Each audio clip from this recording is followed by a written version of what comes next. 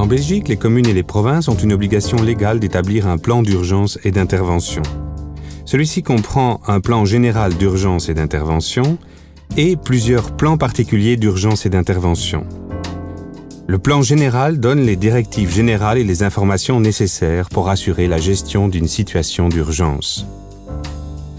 Les plans particuliers d'urgence et d'intervention complètent le plan en donnant des directives supplémentaires spécifiques concernant un risque particulier. Les plans particuliers pour les catastrophes naturelles, pour les accidents chimiques et nucléaires ou les épidémies en sont quelques exemples.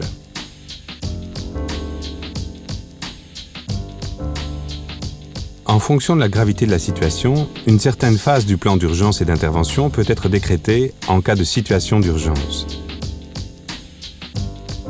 Il existe 3 phases. Au niveau communal, c'est le bourgmestre qui décrète la phase communale. Au niveau provincial, le gouverneur de la province décrète la phase provinciale. Au niveau fédéral, le ministre de l'Intérieur décrète la phase fédérale. Les services de secours qui interviennent sont répartis en 5 disciplines qui établissent chacune un plan monodisciplinaire d'intervention avec les propres modalités d'intervention. La discipline 1 concerne les opérations de secours et est exécutée par les services d'incendie et les unités opérationnelles de la sécurité civile. La discipline 2 concerne les secours médicaux, sanitaires et psychosociaux. Les tâches sont exécutées par les services qui participent à l'exécution des secours médicaux d'urgence et par les services repris dans le plan médical d'intervention, PMI. La discipline 3 concerne la police du lieu de la situation d'urgence. Les tâches sont exécutées par les membres de la police fédérale et ou locale. La discipline 4 concerne l'appui logistique. Ces tâches sont exécutées par les unités opérationnelles de la sécurité civile, les services d'incendie et les services spécialisés publics et privés, parmi lesquels la défense. La discipline 5 concerne l'information et est exécutée par les autorités compétentes pour la phase décrétée. Lorsqu'une certaine phase est décrétée, il est question de coordination opérationnelle et de coordination stratégique. Le directeur du poste de commandement des opérations, le PCOPS, dirige la coordination opérationnelle sur les lieux de la situation d'urgence. Le directeur du PCOPS est, dans la plupart des cas, l'officier le plus haut en grade des services d'incendie. Il est assisté par les responsables sur le terrain des différentes disciplines.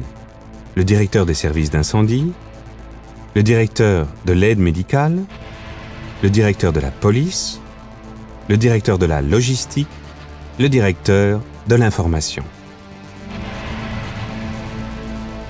Le DIR PCOPS donne entre autres des instructions pour subdiviser les lieux de la catastrophe en une zone rouge, délimitée par un périmètre d'exclusion, une zone orange, délimitée par un périmètre d'isolation, et une zone jaune, délimitée par un périmètre de dissuasion. La coordination stratégique est de la compétence du responsable administratif, donc en fonction de la phase, du bourgmestre, du gouverneur ou du ministre de l'Intérieur. Au cours de la phase communale ou provinciale, ils sont assistés d'un comité de coordination communale ou provinciale qui se compose au moins du fonctionnaire responsable de la planification d'urgence et des 5 responsables, chacun pour sa discipline. Voilà pour les grandes structures. Mais bien entendu, les secours démarrent au moment de l'annonce de l'incident à la centrale d'alarme, qui met toute la chaîne en marche. Selon la voie normale, cela se fait via le centre de secours 100, qui déclenche les moyens civils et établit le contact avec le centre de communication et d'information de la police pour mettre en œuvre les moyens de police nécessaires.